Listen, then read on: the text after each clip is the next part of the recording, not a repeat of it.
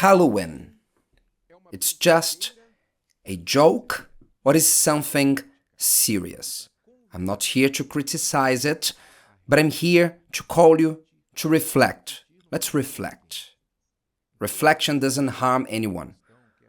Either you being a Christian, spiritualist, or if you have no religion, or you are a follower of the occult, or you're just working with commerce, you are selling Halloween attires. Let's speak about it. I'm not going to go deep into the origins of Halloween because this is a fact that was well explored. You don't need to go far to learn the roots of this celebration called Halloween that has been growing in Brazil and in the world. Its origins, not going deep into details, come from pagan celebrations, from the Celtic people, when in the end of the harvest, in Europe, this time of the year is the end of the harvest, they would celebrate pagan celebrations, a festival known as Samhain's Festival, and there they would present sacrifices, would summon spirits or the dead, and it's not by chance that the celebration of Halloween is close to the Night of All Souls, or also known as the Night of All Saints. The 1st of November celebrated here in Brazil, Halloween on the 31st of October, and the 2nd, there's another celebration here in Brazil as well. And it's all connected because as pagan celebrations from people who didn't worship God but had different beliefs and creeds, with the expansion of Christianity, especially Catholicism, these pagan beliefs were mixing with the Christian culture. The same happened to Christmas. In the early church, you don't see Christmas being celebrated, but after a few centuries, Christmas started being celebrated. It was the mixing of a pagan celebration with what was called Christianity. So many pagan traditions were mixed with Catholicism/Christianity. And then we have the celebrations of today.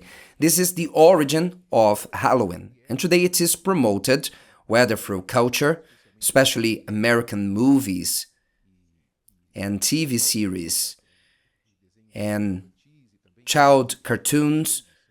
It's quite common. Maybe you have no idea that your children are enjoying this kind of content. One of the most watched movies for children in the last days, it is a movie that appeals to the occult, and parents approach it as a joke. No, this is just a joke. And this is the point that I want to focus on. The point of being a joke. Now, people approach it first as a joke. People who want to be more in sync with what is trending in the world, how things are happening in the world. Even some Christians who are proud of having an open mind, they like to approach everything as a joke. Come on, it's just a joke. It's just a monster costume, a ghost costume. It's just to spook people. It's just a movie. Taking things as a joke, people don't realize that it is precisely because approaching things as a joke that we disarm ourselves to the most serious things. Pay attention. All of us have in us a side of humor in us.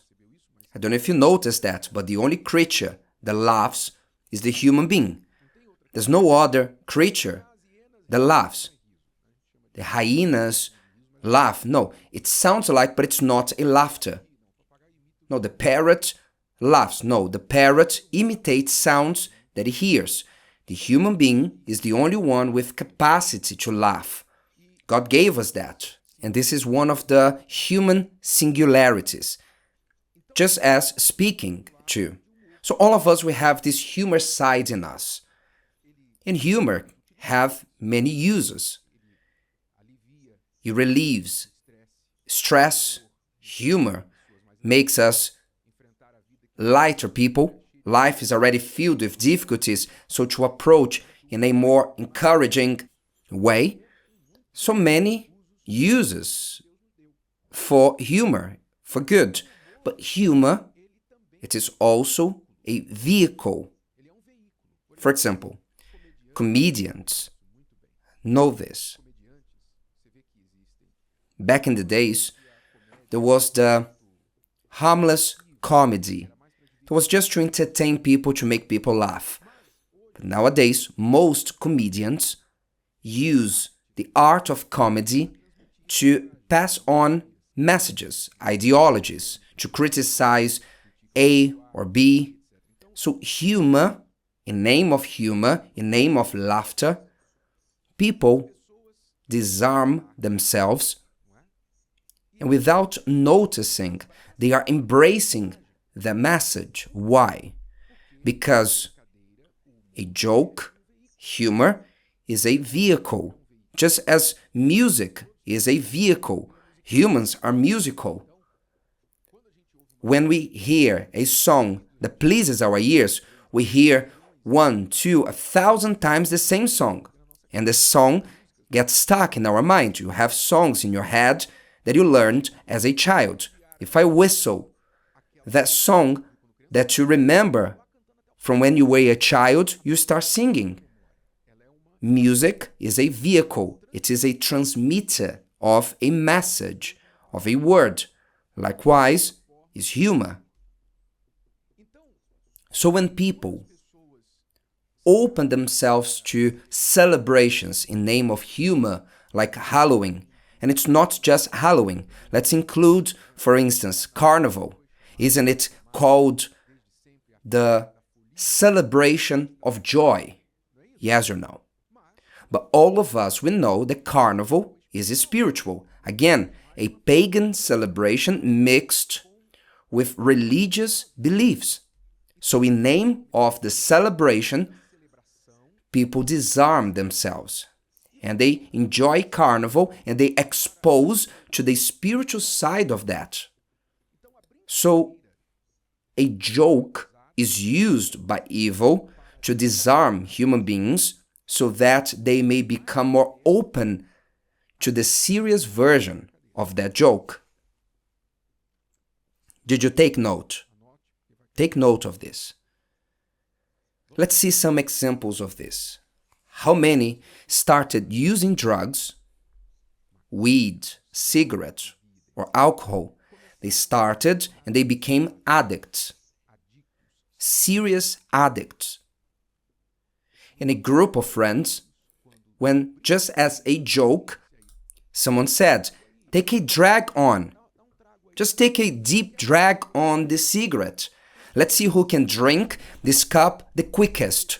Who can drink the whole bottle all at once. Isn't it like this? The first drag was as a joke, the first sip was as a joke, and then it became something serious. So evil, the devil, yes, the devil knows human beings from the inside out. He knows that human beings disarm themselves because of humor, because of a joke. So he will never bring the serious matter directly to our face, but bring the matter in a lighter way, in a beautiful way, even in a nice way that is promoted by people. He will use celebrities to promote this because people, they follow celebrities, right? When they see a celebrity, people usually are hypnotized. So he will use the trends, TV shows, clothes, music. He will use everything to bring a proposal, and people who are unwary will drop their guard and they will say, it's just for fun. I don't do this for the spiritual side. I do for the fun part. I tell my children it's just for fun. Well, what you are not understanding that once your children, because of fun, because of a joke, they enjoy witchcraft and all these things, later, when someone presents that in a serious way, they will be more open to consider it. Reflect about this. So, if it was just a joke, why then? People who follow the occult, people who follow witchcraft, whatever line of the occult, because there are many lines to it, Satanism, for instance, if it was just a joke, why? The 31st of October, that in this year comes on a Friday, out of all days, why do they take it so serious?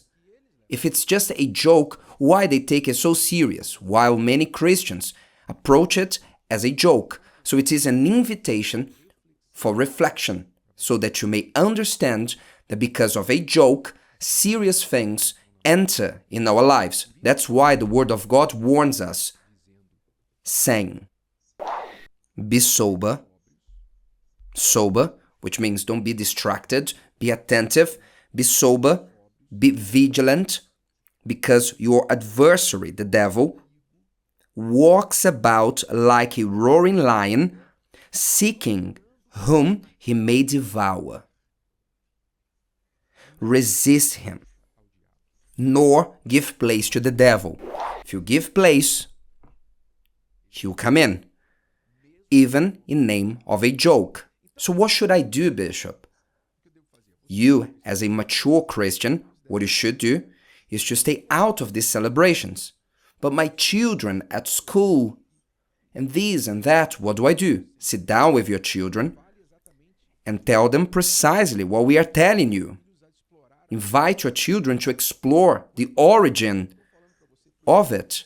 I'm not talking about forbidding them, but teach your children to weigh down what they are doing. It's not because it's done at school that is good, or if everything that was done at school was good.